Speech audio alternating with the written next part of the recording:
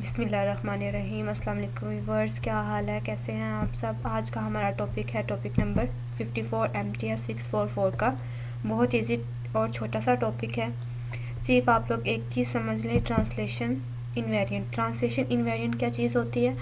वो चीज़ होती है जिसको हम पोजीशन के लिहाज से नहीं देखते। मतलब अगर वो एक जगह एक पॉइंट पे मौजूद है और हम उससे अगले पॉइंट पे उसको ले जाते हैं तो उसकी शेप, कलर या जो भी प्रॉपर्टीज़ होंगी, साइज़ वो सेम रहेगा। जैसे यहाँ पे उन्होंने एग्जांपल दी हुई है, हमारे पास एक सेट ई है और इसकी back outer measure M asterisk E है।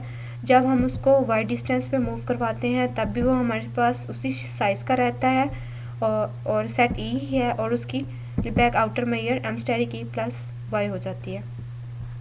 अगर आप यहाँ पे रियल एनालिसिस का कॉन्सेप्ट यूज़ करें तो हम लोग रियल लाइन पर एक ओपन इंटरवल लेते हैं -1 और 1।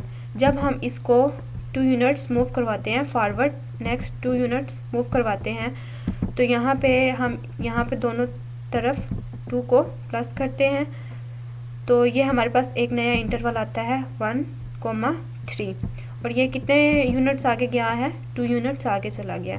तो जब हम इसका डिस्टेंस या इसका साइज़ फाइंड करते हैं 1 - 1 ये सबको आता होगा तो हमारे पास क्या हो जाएगा? 2। और अगर हम इसका डिस्टेंस लेते हैं तो वो हमारे पास क्या आएगा? वो भी हमारे पास 2 आएगा। मतलब इसका साइज़ यहाँ पे भी 2 था और यहाँ पे भी 2 है और ये है भी ओपन इंटरवल यहाँ पे भी और यहाँ पे भी। तो ये हमारे पास क्या है? एक ट्रांसलेशन इन्वेरिएंट है।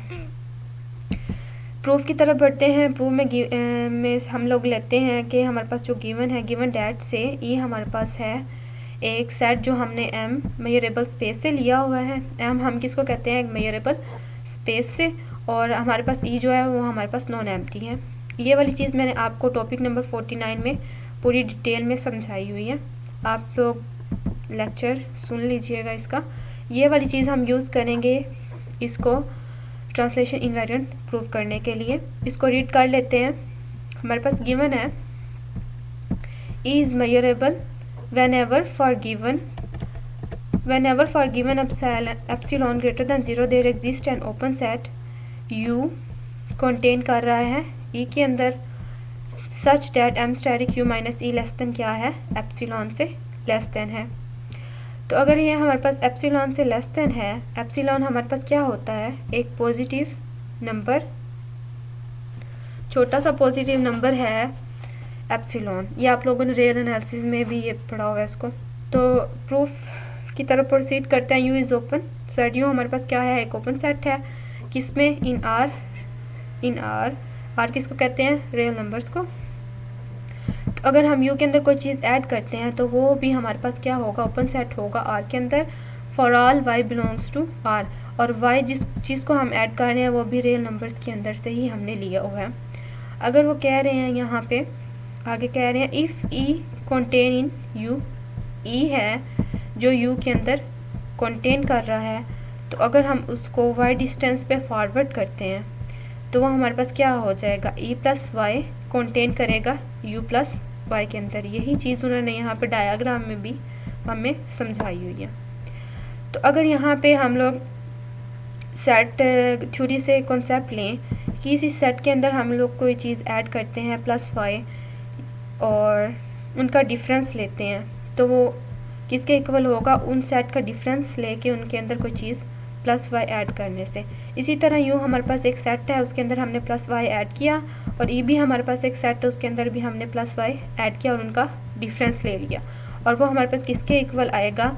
यू माइनस ई, उन सेट का डिफरेंस प्लस वाई के। अब हम इनकी लेते हैं लिबैक आउटर मेजर। लिबैक आउटर मेजर हम लेते हैं एम स्टेरिक से, हम इसको शो करते हैं, दोनों तरफ वो अप्लाई कर दिया। अब हम लोग जानते हैं कि लिबैक आउटर मेजर हमारे पास क्या होता है। लिबैक आउटर मेजर हमारे पास क्या होता है? ट्रांसलेशन इन्वेरिएंट होता है। और लिबैक आउटर मेजर की हमारे पास ये भी प्रॉपर्टी है कि वो हमारे पास M asterisk U minus E less than क्या होता है? एप्सिलॉन से। जब ये हमारे पास लेस देन एप्सिलॉन है तो ऊपर वाली इक्वेशन में हम एम स्टेरिक की जगह अगर एम पुट करें तो वो इक्वेशन हमारे पास ये बन जाएगी। तो ये एम स्टेरिक यू माइनस ई की जगह एम आ गया और ये भी हमारे पास क्या हो जाएगा? लेस देन क्या हो जाएगा? एप्सिलॉन से। तो हम लोगों ने यही चीज़ प्रूव करनी थी कि ई प्लस वाई हमारे पास क्या होगा, मेजरेबल ही होगा जब एम हमारे पास क्या होगा, ट्रांसलेशनल इनवेरिएंट होगा। ट्रांसलेशन इनवेरिएंट है और तो ये हमारे पास क्या है, मेजरेबल भी है, तब भी मेजरेबल है। तो चैनल को सब्सक्राइब कर दें, लाइक कर दें। आप लोग पहले लिबैक आउटर मेजर का कॉन्सेप्ट क्लियर करें, क्योंकि लिबैक आउटर मेजर अगर आएगा तो उसकी सारी प्रॉपर्टीज़ यहाँ पे यूज़ होंगी, अप्लाई होंगी लिबैक मेजर के अंदर। लिबैक मेजर की डेफिनेशन क्या थी हमारे पास कि जब हम किसी मेजरेबल सेट पे लिबैक आउटर मेजर को अप्लाई करते हैं तो हमारे पास क्या बन जाती है, लिबैक मेजर बन जाती है। मैं कोशिश करूँगी इस लिबैक मेजर और लिबैक आउटर मेजर की डेफिनेशंस और इनकी जो है, इनके जो बीच में डिफरेंस है या जो प्रॉपर्टीज़ है उनके ऊपर एक वीडियो बना दूँ, क्योंकि कुछ बच्चे होते हैं जिन्होंने वीडियो में सही से नहीं पढ़ा होता तो उनको इनकी समझ नहीं आएगी कि लिबैक आउटर मेजर क्या है। तो दुआओं में याद रखें, चैनल को सब्सक्राइब कर दें। खुश रहें, अल्लाह आप लोगों को खुश रखे। अल्लाह हाफिज़।